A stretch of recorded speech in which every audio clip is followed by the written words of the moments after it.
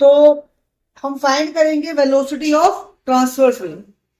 जैसे मैंने आपको पहले बताया कि ट्रांसवर्स वेव क्या होती है बेटा, एक ऐसी वेव जो क्रस्ट और ट्रफ की फॉर्म में ट्रैवल करती है।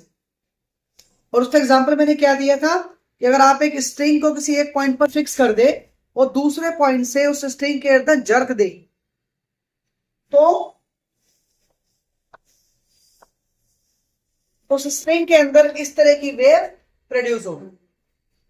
अब जरा थोड़ा सा इस पे सोचो, विचार करो कि ये जो स्ट्रिंग के अंदर वेव प्रोड्यूस हुई है, ट्रांसवर्स वेव, ये वेव किन किन फैक्टर पर डिपेंड करेगी, कौन कौन से वो फैक्टर थे जिसकी वजह से स्ट्रिंग के अंदर वेव प्रोड्यूस हुई।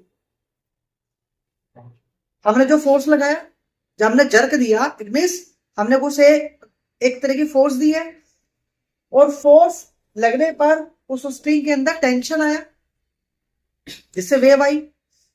तो फोर्स या फिर जो स्ट्रिंग के अंदर टेंशन प्रोड्यूस हुआ, उन दोनों फैक्टर पर जो इस वेव की वेलोसिटी डिपेंड करेगी, राइट। क्या एक फैक्टर ये भी हो सकता है कि इस स्ट्रिंग का मास क्या था या स्ट्रिंग की लेंथ क्या है, क्योंकि अगर ये स्ट्रिंग का वेट ज्यादा होगा तो हो सकता है ये क्रस्ट और ट्रफ का जो एम्पलीट्यूड है वो वेरी करे, कम करे। बट जितना स्ट्रिंग आपका हल्का होगा, ये क्रस्ट ट्रफ का ज्यादा एम्पलीट्यूड का प्रोड्यूस होगा। तो जितना स्ट्रिंग का वेट ज्यादा होगा या मास ज्यादा होगा, उतना आपका एम्पलीट्यूड कम होगा क्रस्ट और ट्रफ का। तो हमें दो बात समझ में आती है कि जो वेलोसिटी ऑफ वेव है वो दो फैक्टर पर डिपेंड करती है। पहला, टेंशन जो स्ट्रिंग के अंदर प्रोड्यूस हुई, और दूसरा mass with respect to length, यानी मास पर यूनिट लेंथ। अब मास पर यूनिट लेंथ के अंदर आपका मास भी आ गया और लेंथ भी आ गई, यानी एक फैक्टर आ गया कि यूनिट लेंथ का मास क्या है, इस पर डिपेंड कर रहा है। तो उसके अंदर लेंथ भी आ गया और मास भी आ गया।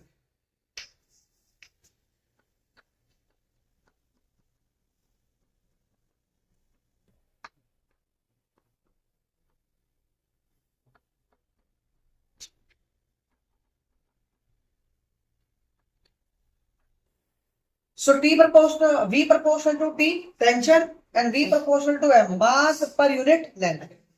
दो फैक्टर पर आपकी वेलोसिटी डिपेंड करती है। तो क्या आप डायमेंशन एनालिसिस के मेथड से यहां पर वेलोसिटी का फॉर्मूला कैलकुलेट नहीं कर सकते? बिल्कुल कर सकते, ये हम कर चुके हैं। अगर आपको कंडीशंस गिवन है तो कंडीशंस के बेसिस पर आप डायमेंशनली करेक्ट रिलेशन निकाल सकते हो वेलोसिटी का, और जिन फैक्टर वेलोसिटी डिपेंड कर रही है उनके साथ।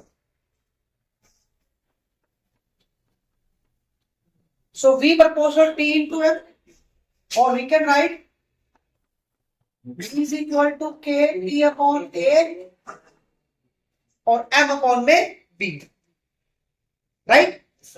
Suppose ये आपकी इक्वेशन 1। अब वेलोसिटी का dimension LT minus 1, tension is a kind of force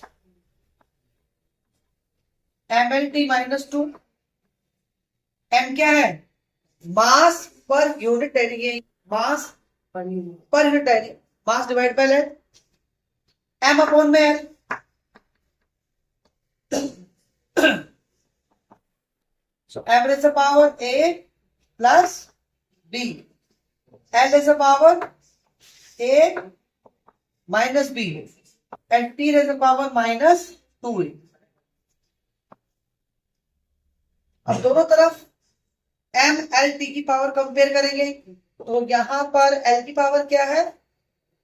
1, यहां पर A माइनस B, यहां T की पावर -1, यहां पर -2A, यहां पे M की पावर कुछ नहीं, दैट इज 0, यहां पर A प्लस B। तो first we have A plus B is equal to 0। अब T के ऊपर क्या है? -2A, और यहां T के ऊपर क्या है? -1। तो A की वैल्यू क्या आ गई? 1/2। इस शब्द को सब्स्टिट्यूट करो तो B की वैल्यू क्या आ जाएगी? -1/2। A और B की वैल्यू पुट कर दो आप इक्वेशन 1 के अंदर, टी रेज़ द पावर 8 यानी टी रेज़ द पावर 1/2 और m raise the power b यानी -1/2। इसको आप लिख सकते हो v is equal to k t upon m whole की पावर 1/2। दैट मीन्स हमारे पास फॉर्मूला क्या आ जाएगा, v is equal to k